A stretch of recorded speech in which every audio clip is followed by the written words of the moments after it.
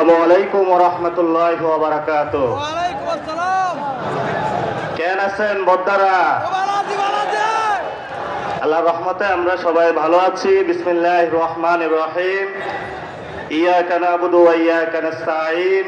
ইহদিনাস সিরাতাল মুস্তাকিম সিরাতাল লাযীনা আন'আমতা আলাইহিম। প্রিয় চট্টগ্রামবাসী, ঐতিহাসিক গণ অভ্যুত্থানে আপনারা যেভাবে এই চট্টগ্রামের অলিগলিতে,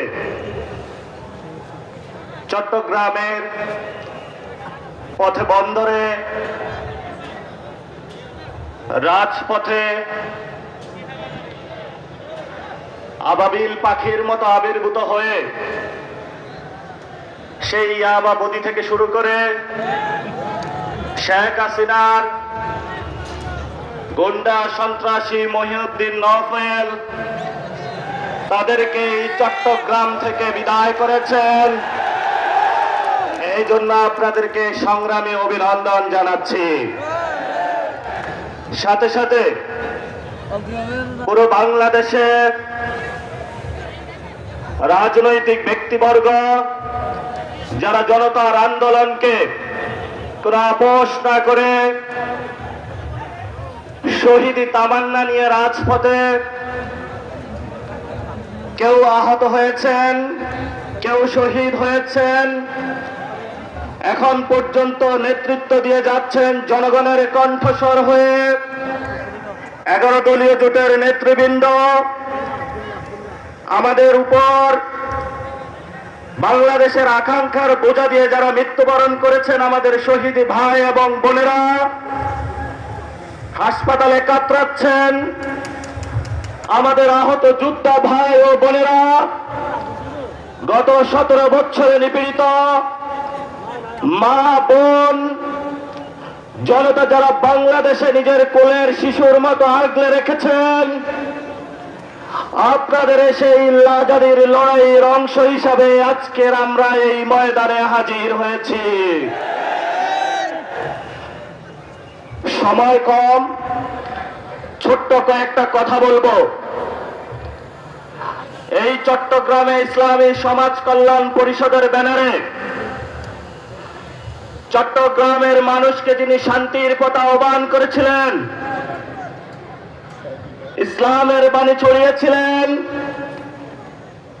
যাকে অন্যায়ভাবে হাসিনা খুনি সরকার আল্লাহর দরবারে শহীদ হিসাবে পাঠানোর ব্যবস্থা করেছিলেন আমাদের প্রিয় সাইদি সাহেব। উনি একটি বিখ্যাত কথা বলেছিলেন, যেই কথাগুলা চট্টগ্রাম নয় পুরো বাংলাদেশের তরুণ প্রজন্মের কাছে এখনো দিবারাত্রি শানিত হচ্ছে। উনি বলেছিলেন, বরবাদে গুলিস্তা কে লিয়ে এক হি উল্লू काफी है, गुलिस्ता की हर साख में उल्लू बैठा है, फिर अंजाम गुलिस्ता के लिया क्या होगा। উনি বলেছিলেন, এই ফুল বাগান নষ্ট করার জন্য একটা হুতুম পেঁচায় যথেষ্ট, কিন্তু আমাদের দেখছি পার্লামেন্ট থেকে সরকারি অফিস সর্ব জায়গায় হুতুম পেঁচা বসেছে। তাহলে আমার এই সুজলা সুফলা সোনার বাংলার কি হবে? এই হুতুম পেঁচারা কখনো আবির্ভূত হয় আমাদের সংবিধানের দোহাই দিয়ে, কেউ আবির্ভূত হয় চাঁদাবাজের মোড়ক নিয়ে, কেউ আবির্ভূত হয় সন্ত্রাসীর মোড়ক নিয়ে, কেউ আবির্ভূত হয় দখলবাজের মোড়ক নিয়ে, কেউ আবার এই মা বাপের সিম্প্যাথির কার্ড খেলে বাংলাদেশের মানুষের সামনে আবির্ভূত হয়েছে। শেখ মুজিবের কন্যা শেখ হাসিনা বাংলাদেশের জনগণের বিরুদ্ধে দাঁড়িয়ে সিম্প্যাথির রাজনীতি করেছিল ভারতীয় বয়ানে। আমরা এখন দেখতে পাচ্ছি যে জিয়াউর রহমান বলেছিলেন ওই রিভোল্ট বাংলাদেশের মানুষের পক্ষে দাঁড়িয়ে, সেই জিয়াউর রহমানের স্ত্রী বলেছিলেন গণতন্ত্রের আপসহীন নেত্রী, যিনি একদিকে বলেছিলেন ওদের হাতে গোলামীর জিঞ্জির, আমাদের হাতে স্বাধীনতার পতাকা। সেই রাজনীতি আজকে বাংলাদেশের জাতীয়তাবাদী স্লোগান তুলে আমাদের সীমান্তে বাংলাদেশের মানুষকে নাগরিকের মর্যাদা ক্ষুণ্ণ করে ভারতের হায়দ্রাবাদের মতন আরেকটি তাবেদার রাষ্ট্র বানানোর কার্যক্রম চালাচ্ছে। শুনে রাখুন, বাংলাদেশের তরুণ প্রজন্ম 18 কোটি মানুষ। শহীদ ওসমান হাদি বলেছিলেন বাংলাদেশের মানুষ তোমরা দরকার হয় ঘাস খাও, তারপর অস্ত্র বানাও, আমাদের স্বাধীনতা আমাদেরকে রক্ষা করতে হবে। অনেক মুক্তিযোদ্ধার বয়ান হয়েছে, সবার এসেছে অগ্নি পরীক্ষা।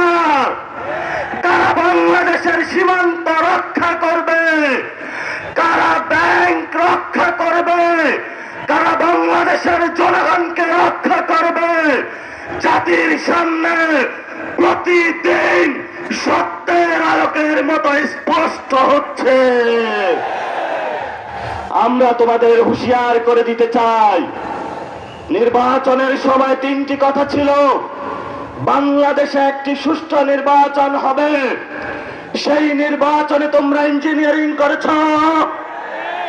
দেশপ্রেমিক জনতাকে যারা ঐক্যবদ্ধভাবে বাংলাদেশের পক্ষে ভোট দিয়েছিল, সেই জনগণকে ধোঁকা দিয়ে প্রতারণা করে দিল্লির সাথে মিলে বাংলাদেশের মানুষকে বঞ্চিত করে এখন গেরুয়া পতাকা আমার বাংলাদেশের সীমানায় হাজির করেছ। বাংলাদেশ থেকে আমরা স্পষ্ট বলতে চাই, বাংলাদেশে আমরা কোন সীমান্তের হত্যাকাণ্ড সমর্থন করি না।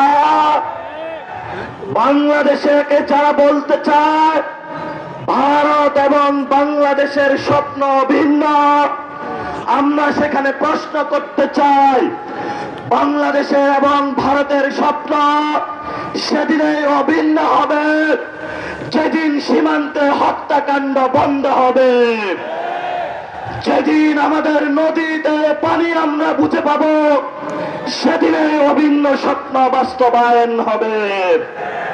বাংলাদেশে যেই দিন আমার কাঁটাতারে ফেলানির আর কোন লাশ ঝুলবে না, অবৈধভাবে কোন নাগরিকদের হত্যাকাণ্ডের শিকার হতে হবে না, নদীতে কৃষক পানি পাবে, আমাদের বাণিজ্যের ক্ষেত্রে কোনো বৈষম্য হবে না, আমাদের রাজনীতির ক্ষেত্রে নাক গলানো বন্ধ করবে, সেদিনে আমরা ভারতের সাথে মর্যাদার সম্পর্ক কি হবে সেটা দেবে।